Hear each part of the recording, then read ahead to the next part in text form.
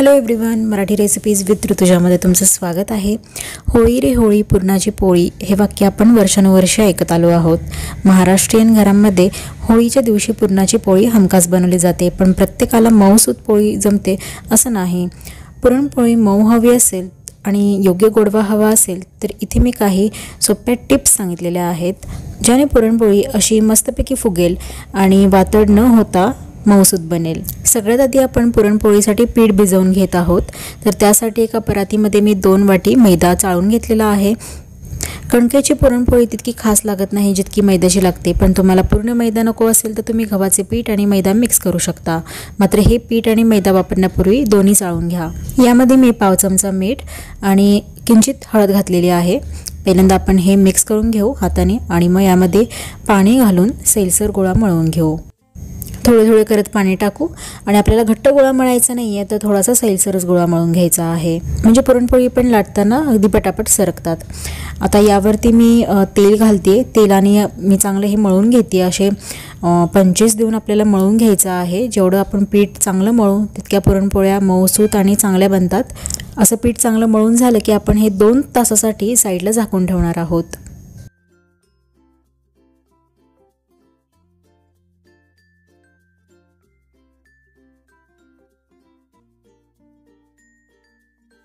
आता आपण लगेचच पुरणासाठी जी डाळ लागणार आहे ती शिजवून घेणार आहे। त्यासाठी इथे मी 1 वाटी चणा डाळ घेतलेली आहे।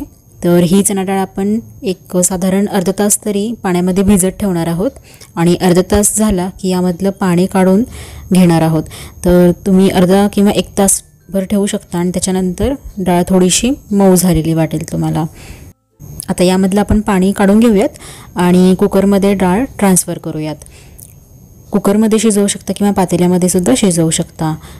येळवणीसाठी मी इथे 1 वाटी जर चणा डाळ घेतलेली आहे तर 3 पट पाणी घेईन, म्हणजे 3 वाट्या पाणी घेतलेलं आहे। तुम्हाला जर येळवणी नको असेल तर तुम्ही 2 वाटी पाणी घ्या। आता यामध्ये पाव चमचा हळद पावडर आणि 1 चमचाभर तेल घातलेलं आहे, मिक्स करून घेतलंय।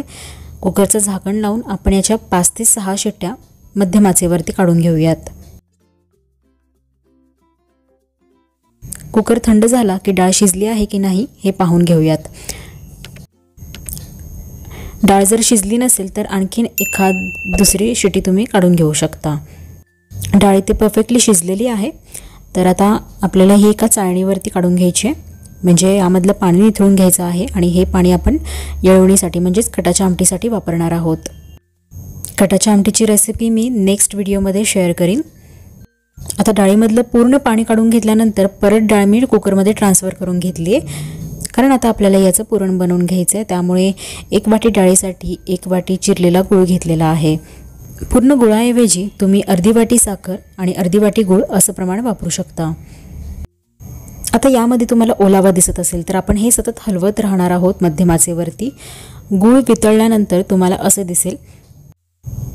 हे मिश्रण आपल्याला पूर्णपणे कोरडं करून घ्यावं लागतं। हलकसं कोरडं होत आलं की यामध्ये अर्धा चमचा वेलची पूड, अर्धा चमचा सुंठ पावडर आणि अर्धा चमचा जायफळ पावडर घातलेली आहे। नुसती वेलची पूड घातली तरी चालेल। आता आपण हे सतत एकसारखं हलवत राहणार आहोत, खाली लागू द्यायचं नाही आहे, त्यामुळे एक सतत हलवत राहावा। आणि अशा प्रकारे मिश्रण आपल्याला मध्ये करून यावरती चमचा ठेवून बघायचा आहे। चमचा जर अशा प्रकारे उभा राहत असेल याचा अर्थ मिश्रण आपले इथे चांगलं कोरडं झालेलं आहे। आणखीन कोरडं हवं तर करून घेऊ शकता। त्यानंतर हे गरम असतानाच पुरण वाटून घ्यायचं आहे। वाटलेल्या पुरणात डाळ राहत नाही। मऊसूत पुरण बनवण्यासाठी तुम्ही पुरण यंत्राचा वापर करू शकता, तसेच अशा प्रकारच्या जाळीचा वापर करा। तर अशा प्रकारे थोडं थोडं करत जाळीवरती मिश्रण घेऊन गरम असतानाच आपल्याला एका मॅशरनी किंवा पेल्याच्या साहाय्याने वाटून घ्यायचं आहे। तर बघा पुरण इथे तयार झालेलं आहे, एकदम मऊसूत आहे। पुरणात ओलसरपणा राहता कामा नये। आता इथे आपलं पुरण झालेलं आहे, तसेच पीठ पण भिजून तयार आहे। आता परत एकदा हा गोळा मी चांगला हाताने मळून घेते, म्हणजे आपल्याला हा गोळा सॉफ्ट करून घ्यायचा आहे।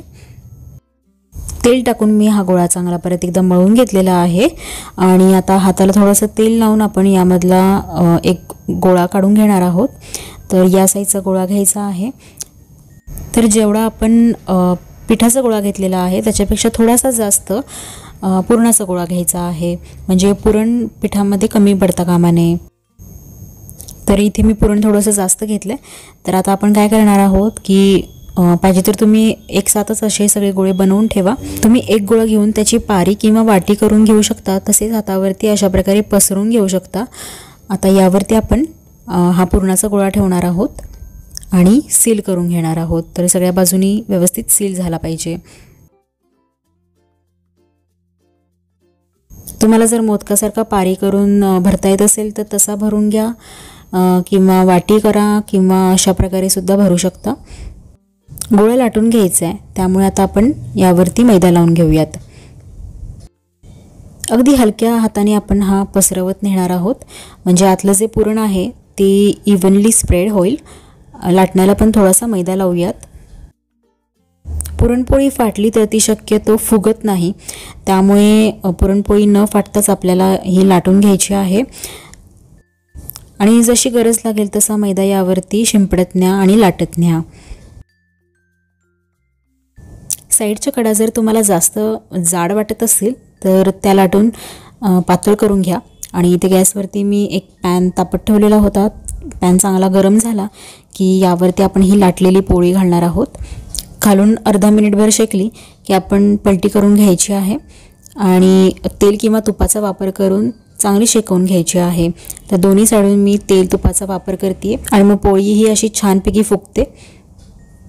मध्यम आचेवरती आपल्याला पोळी चांगली शेकवून घ्यायची आहे आणि जास्त पण अलटीपलटी करून शेकवायची नाही आहे, नाहीतर पोळ्या कडक होतात.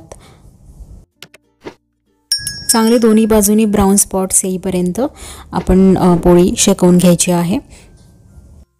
पुरणपोळी करताना पीठ योग्य नसेल अथवा पुरण कमी जास्त असेल तर पोळी फुटते, त्यामुळे पुरणपोळी करताना नेहमी मध्यम किंवा मंद आचेवर भाजून घ्या. आणि पुरणपोळी तव्यावरून काढताना तुम्ही पाहिजे तर पहिल्यांदा एका चाळणीवरती किंवा एखाद्या जाळीवरती ठेवा, म्हणजे ती वातड होणार नाही आणि अशी मऊसूतच राहील. तर यंदाच्या होळीला अशी मस्तपैकी मऊसूत पुरणपोळी तसेच ही अशी कटाची आमटी करून बघा. अगदी सोप्या पद्धतीने मी तुम्हाला इथे रेसिपी सांगितलेली आहे. आणि जर तुम्हाला हाचा व्हिडिओ आवडला असेल तर लाईक आणि शेअर करा, चॅनलला सबस्क्राईब करा. भेटूयात आपण नवीन अशाच रेसिपीसोबत. Till then take care, bye bye.